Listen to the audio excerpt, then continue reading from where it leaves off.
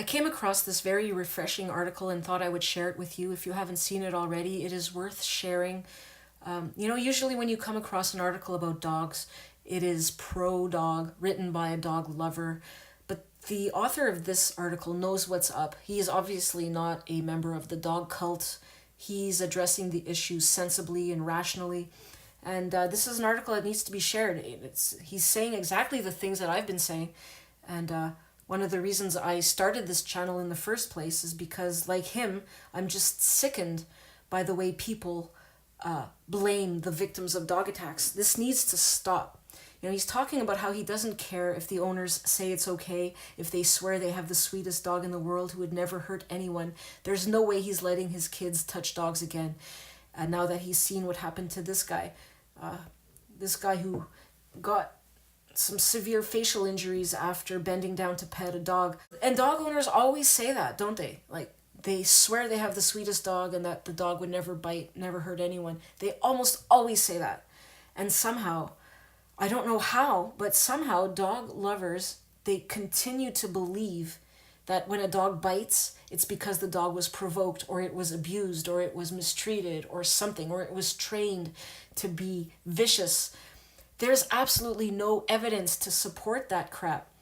The evidence, however, that dogs attack unprovoked, that they attack even when they are raised in loving homes, when they have been the sweetest dog for years, they still attack unprovoked. And the evidence for that is plentiful. And you can point dog lovers towards the evidence and you could show it to them and they will still deny it.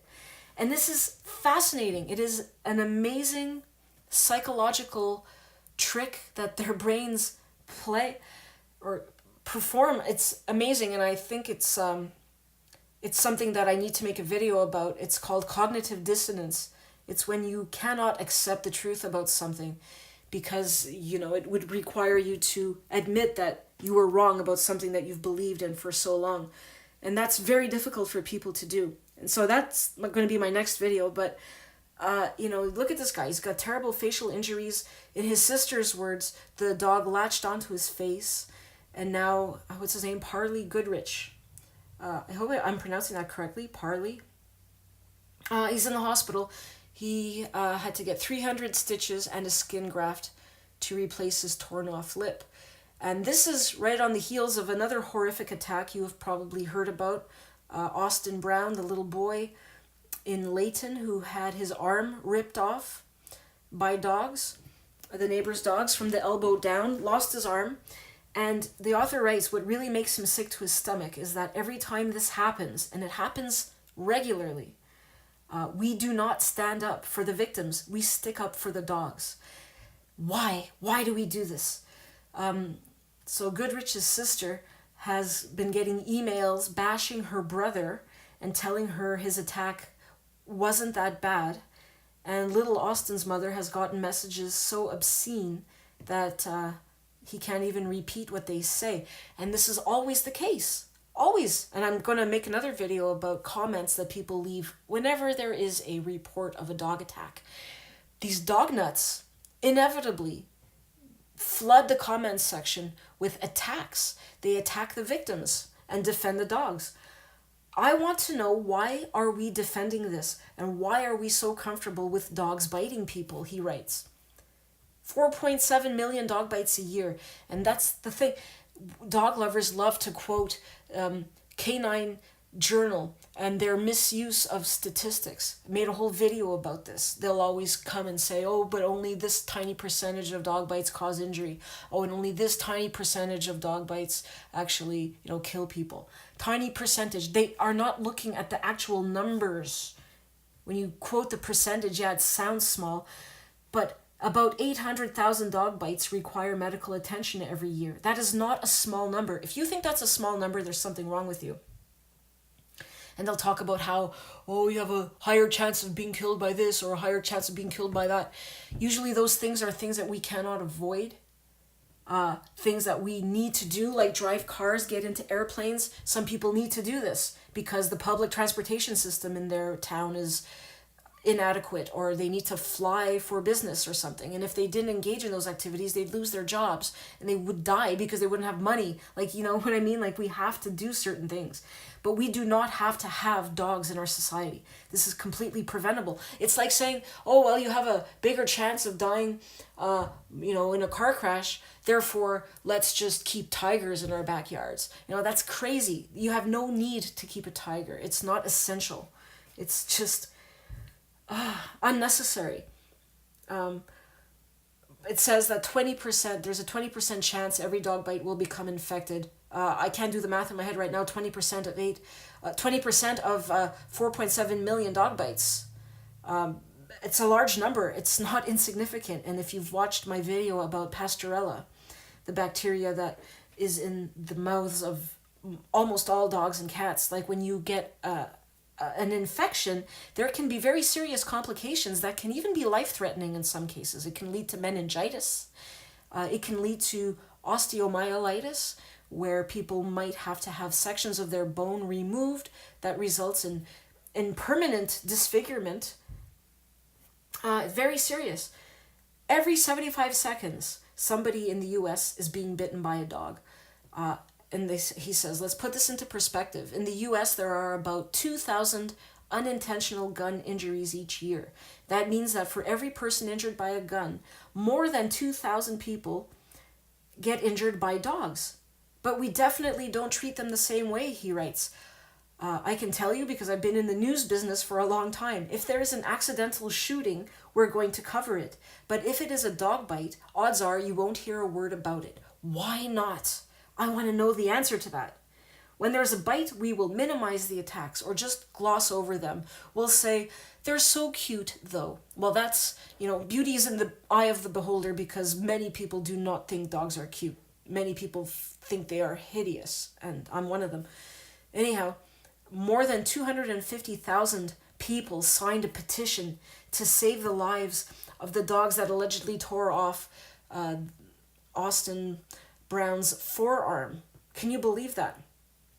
More than 250,000 people signed a petition to save their lives while sending terrible abusive messages to his mother. There was actually a Facebook group put up for people to just attack his mother. And it eventually got taken down after people complained, but it's just unbelievable. And it's always like that whenever there is a report of a dog attack.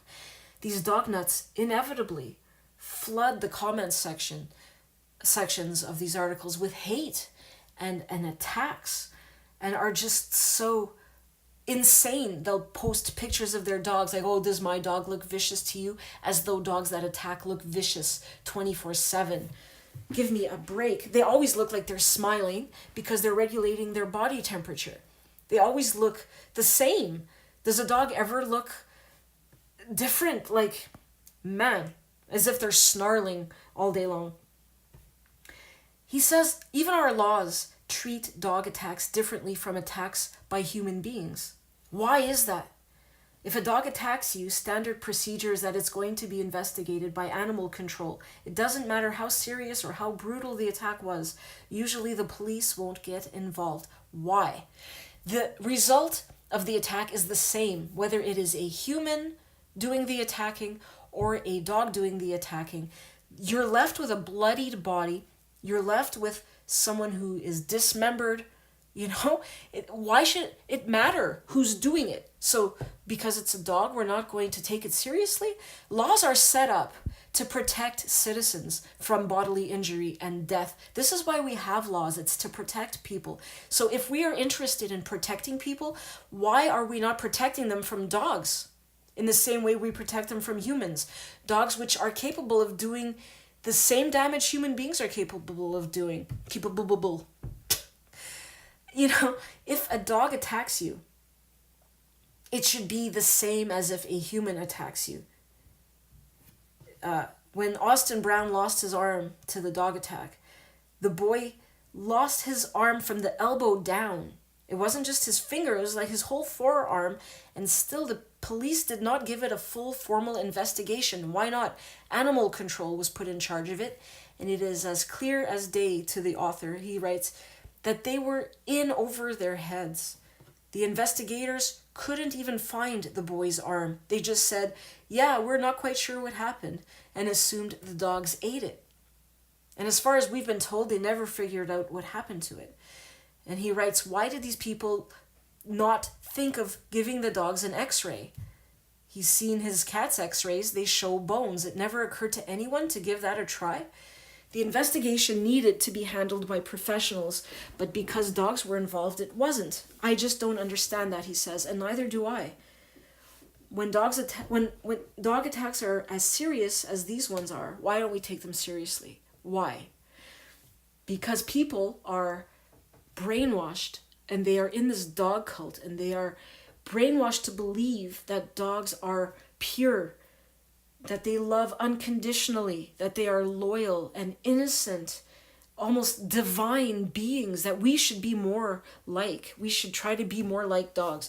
They have all of these ideas that we have been brainwashed from the time we were little kids to believe. And it's just insanity. Are we interested in protecting people or not? Rhys Jones, an adorable 6-year-old from the UK. He was playing soccer, kicked his soccer ball into the neighbor's yard, went to retrieve his ball, and got attacked by their dog in their yard.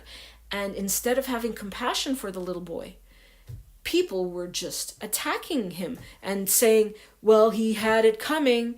You know, the dog was just doing its job, protecting its property. Listen, if you have a creature protecting your property, it needs to be able to, to discern between a threat and a non-threat. If you have someone guarding your property, it needs to look at who's coming onto the property and determine, are they a threat or not? And if it cannot make that discernment, it has no business defending your property. What if the little boy's parents were having a medical emergency and he needed help? Are children not allowed to go knock on neighbors' doors now? What kind of society are we living in when a child cannot go onto the neighbor's property? There could be any number of reasons why they're going onto their property. They might need help. And now we're saying that's not acceptable, that he was in the wrong for going onto their property. Give me a break. And he ends the article by saying that what if the little boy had forgotten who attacked him? What if he told the doctors that all he could remember was playing out in the yard, and the next thing he could remember, his arm was gone? How would we react then? Well, definitely there would be a huge investigation, and we would be taking it very seriously, because people would be like, oh my God, that the poor little boy lost his arm. How tragic, how awful. And they would want to see some justice done.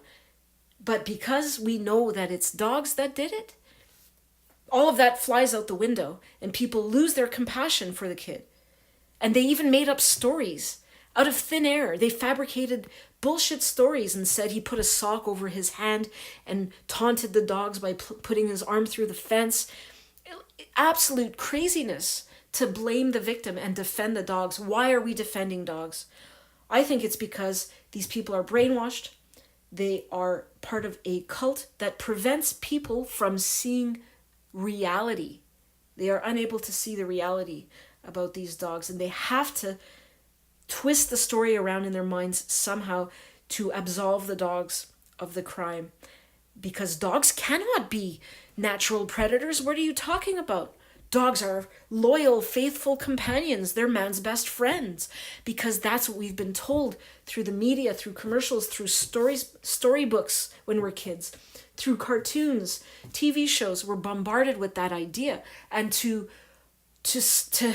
reconcile the two, okay, well, here's the idea I've been told all my life by all the people that I loved and trusted, teachers, authority, they're all telling me these great things about dogs. And then here's this evidence that is contradicting those beliefs. How do I manage this? Well, that's where cognitive dissonance comes into play.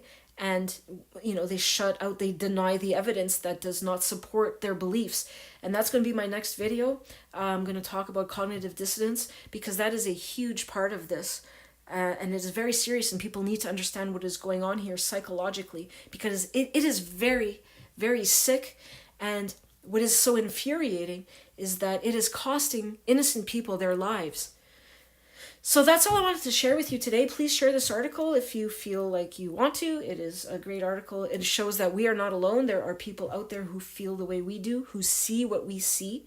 And I really feel like we need to be putting this out there so that people who are just ignorant and don't know, or don't even think about these things, start thinking about them. It needs to be discussed more. We need to be talking about it more. So, my fellow crusaders, let's keep up the good fight. I hope you're all having a great weekend. And I'm going to start working on my video about cognitive dissonance. It might be a little while because I have some other projects I got to work on. But yeah, I'll get on it. Thanks for watching, guys. And remember, the future is dog free.